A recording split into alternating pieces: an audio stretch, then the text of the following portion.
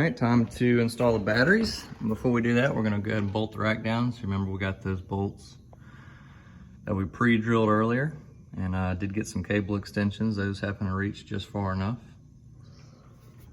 So, gonna square it up a little bit, make sure it lands just by the outsides, and twist it for both sides, and go ahead and bolt it down, and hopefully never, ever touch it again.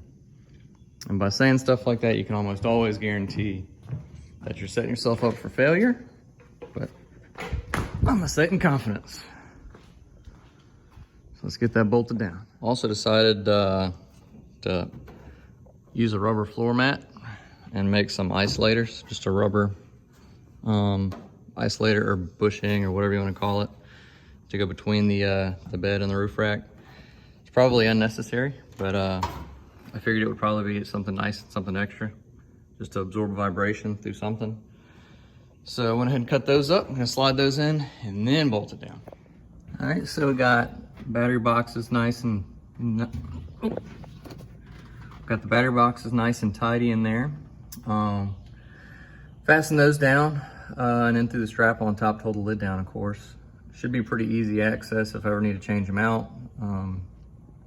As far as jumping them off, I do have the cables run down to a lug outside of the truck. So if I need to jump it off, you can just go into the the back passenger seat and attach the frame rails. I got a couple connections down there. Obviously isolated on the positive side so that you don't electrocute yourself or electrocute the truck. But that's sorted.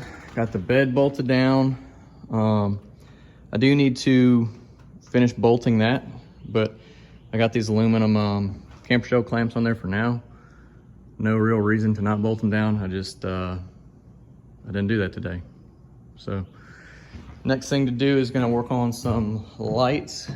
See if I can't tie the truck into the bed tail lights, and then kind of go from there. If I can do the tail lights and hang a bumper on this thing, then it'll at least be street legal. And yeah, coming along. Doing a little wiring now. If you have a power probe, this isn't that big of a deal. It's like a test light and a ground light all at the same time. It's just a matter of cutting some wires, splicing back, and figuring out what works and what doesn't work. A lot of newer vehicles are ground actuated. A lot of the older vehicles are positive actuated.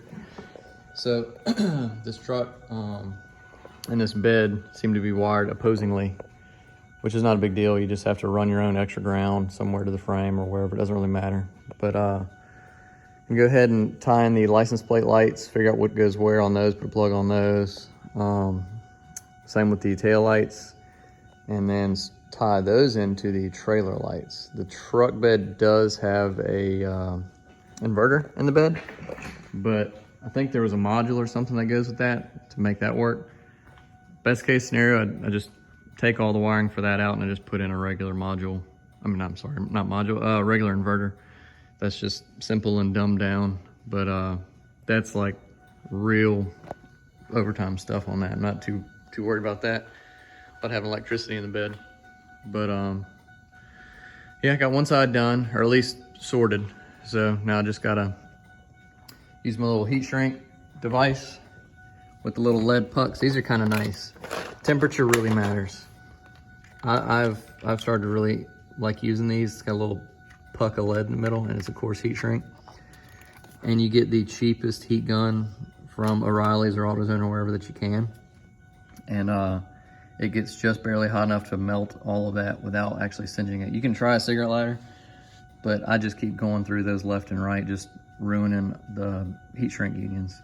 So the little, I think it was like a $20 heat gun, is really worth it for this scenario.